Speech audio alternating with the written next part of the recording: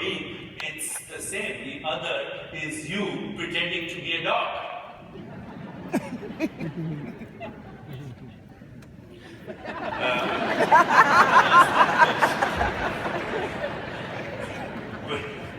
Very interesting question. Will I know if I've awakened or reached a state of higher consciousness?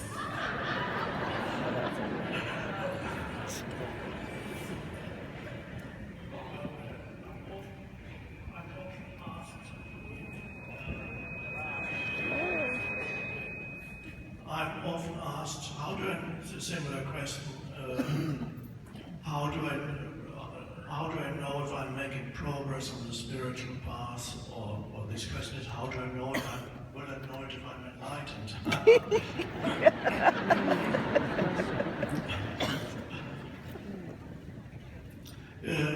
Of course, it's very easy to fool oneself, and the world is full of people who are fooling themselves as to their spiritual attainment.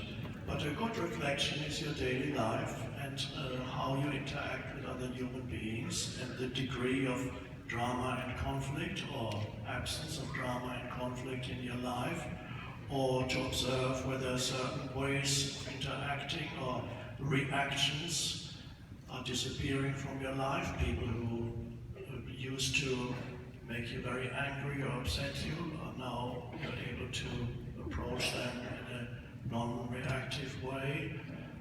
How do you respond to emergent challenges in your life? Observe how, so it's not dependent on how long you can sit in meditation. You can say, last year I could only meditate for 2 hours a day, and now I can meditate for 3 hours a day, so I must be making progress.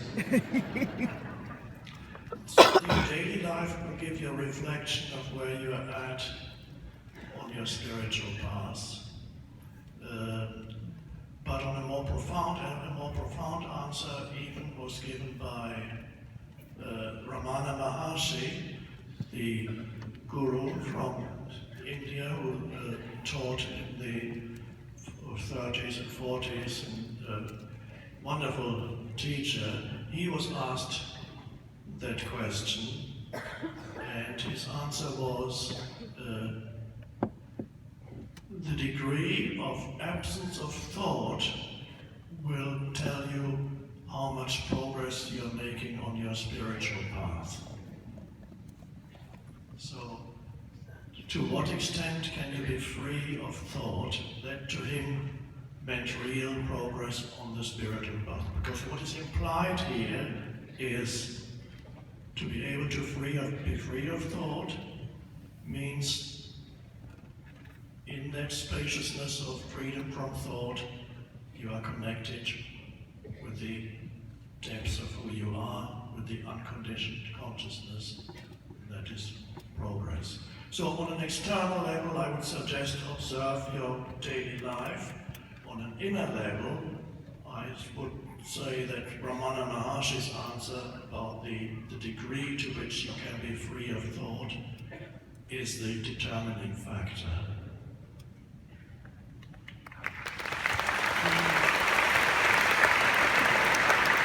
As Eckhart was speaking, I remember an epitaph that I saw in a cartoon actually, at a gravesite, and it said, "Where you are, I once was, where I am, you soon will be."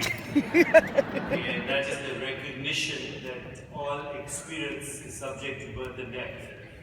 All experience is subject to birth and death. The experience will be a thought. Thoughts die every moment and they are born every moment. Perceptions die every moment and they are born every moment. Your body is dying every moment. From the day you assume this body, it has started to die and be born every moment. Your stomach cells are dying every 5 days, new ones are coming out. In fact, death is what makes life possible. Life is not the opposite of death. Life is the continuum of birth and death that is experience. So I'll close this evening with something that the Buddha said 2,500 years ago. He said, "This lifetime of ours is transient as autumn clouds. to watch the birth and death of beings is like looking at the movements of a dance. A lifetime is like a flash of lightning in the sky, rushing by like a torrent down a steep mountain. But you're not all these experiences, you're the being in which experience happens, and being transcendent is neither born nor dies. It's where the experience of birth and death occurs in a continuum of experience. So the moment you recognize the self, I think the sign of what Eckhart said, to be established in being, is to be established in the spaciousness, which is thoughtless, but it's also to be careful, it's also to take it easy. Because you forget that every anxiety, every moment of suffering, not talking about physical pain, talking about existential suffering, is actually just a thought. And if you can slip into the space between, you're already free.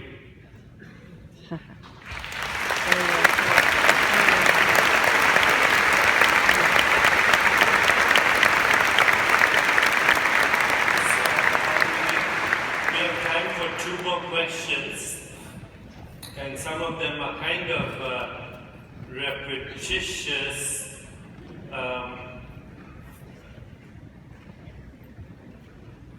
Is higher consciousness the end of the journey? Is there something further?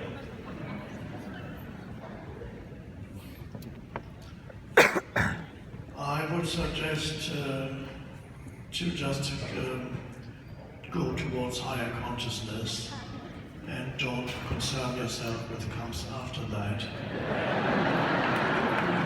But the journey is quite infinite, so one could speculate or extrapolate in many ways, but I believe not to stimulate the mind too much. And especially not even stimulate the mind too much about higher consciousness, when we're going to get there, and all these things become obstacles. I remember at the end of a retreat I had some years ago, the entire retreat was about presence. And any more questions on the last day, after a period of question and answers, the man said, okay, can you quite explain, I didn't quite get what presence is. Can you explain that again? There's always the similar things we've had in some other questions. When am I going to get there?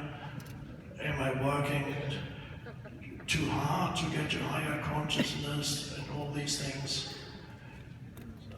All that is really takes you away from the task at hand. And the task at hand is to be here now, to be present now. And part of being present now is to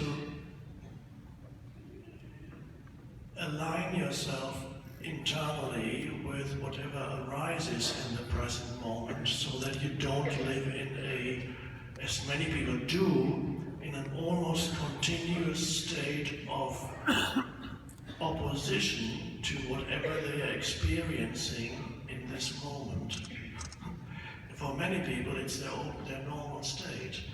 Wherever they are, whatever they are doing, whoever they are with, it's never quite right. It's not, they always want to be somewhere else, or be doing something else, or they argue with it, they are against it internally, they want to get away.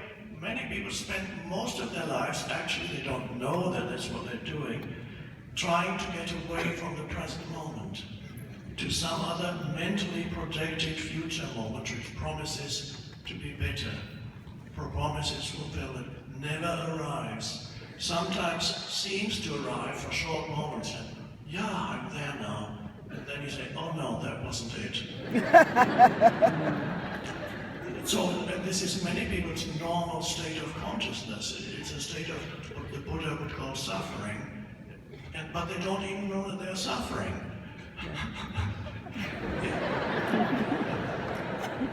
So the questions about higher consciousness or what comes after higher consciousness all takes you away from the real higher consciousness, which is this moment, here and now, a moment of thoughtless awareness, looking into the eyes of another human being, perhaps somebody you don't know, just when you see your coffee or your tea, and you look in the eyes for 3 seconds, and you can sense their beingness or awareness as your own. And there's a moment of love. That means higher consciousness is coming in right now.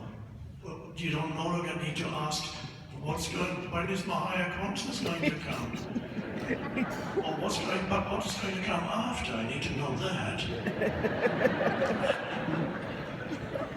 Or even a simple thing like walking around, looking at anything in the city or in nature. It doesn't even have to be nature. Look at anything for a moment. Give it your attention without labeling it, without imposing mental labels on it or interpretations. And sense your consciousness as the background to the sense perception of that thing. Let's say it's a tree, and you look at the tree. And the tree has a beingness too. It has, when you give it your attention, not your thinking attention, not thinking, I wonder what tree it's called, I wonder how old it is, or this and that. That has its place too, but not for a true connection with the tree. You give it your attention, you look at it in thoughtless awareness. And there, you suddenly feel no longer the sense of separation between tree and me. There's suddenly, you sense the beingness of the tree also. And again, the same thing happens as you mentioned before. You see yourself reflected, the essence of yourself reflected in the world. And whenever you have these moments, higher consciousness is arising in you. And the more that arises in you, the less you need to ask the question, when am I going to achieve higher consciousness? So that's, I believe, how simple it is.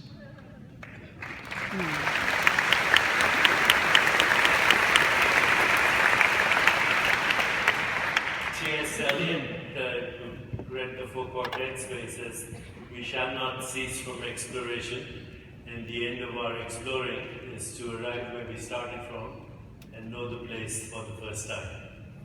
And the place for the first time is presence. It's right now. The most important moment in your life is now. The most important people in your life are the ones you're in front of right now.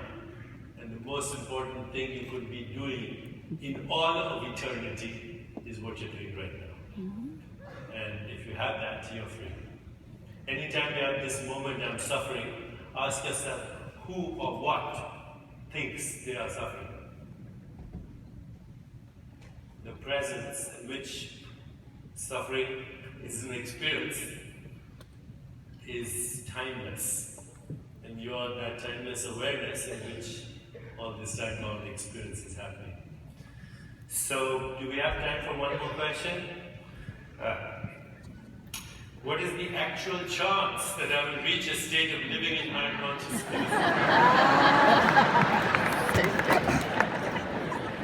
No.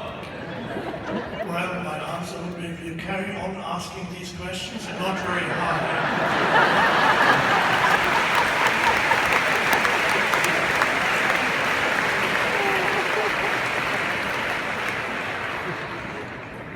But it's amazing how the mind always creates these projections. When a time comes when you realize that there are very few questions or no questions that you need to ask anymore about higher consciousness. And you might still ask questions about certain obstacles you find in yourself to higher consciousness, to living in presence. But you certainly will no longer be wondering, when am I going to be enlightened? Because if you're not being present at this moment, when are you going to be present?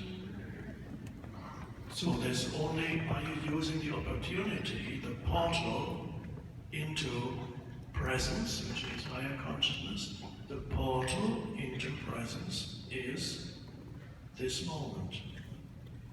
And most people miss it. They miss this moment because they believe that some other moment must surely be more important than this. This is the implied unconscious belief. For many it's some future moment, which could be an hour away, it could be a day away, it could be a week or a year away or more, but it could be a few minutes away. I just need to get there and then I'll be fine. Just need to get out of this traffic jam and then I'll be fine. And so for other people it's more the past. They carry a terrible burden of past, and the past makes it impossible for me to be present. So use the opportunity for the present. Use the present moment as a portal